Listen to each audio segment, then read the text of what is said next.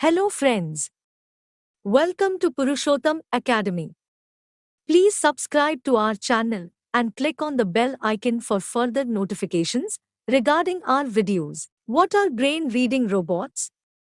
No longer a science fiction trope, the use of brain reading technology has improved hugely in recent years. One of the most interesting and practical uses we have seen tested so far comes from researchers at the Swiss Federal Institute of Technology Lausanne. Thanks to a machine learning algorithm, a robot arm, and a brain computer interface, these researchers have managed to create a means for tetraplegic patients, those who can't move their upper or lower body, to interact with the world.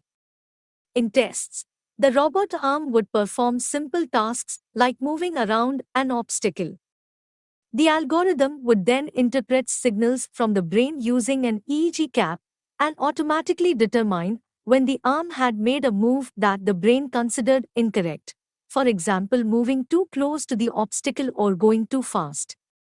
Over time, the algorithm can then adjust to the individual's preferences and brain signals. In the future, this could lead to wheelchairs controlled by the brain or assistance machines for tetraplegic patients. Please subscribe to Purushotam Academy for more videos.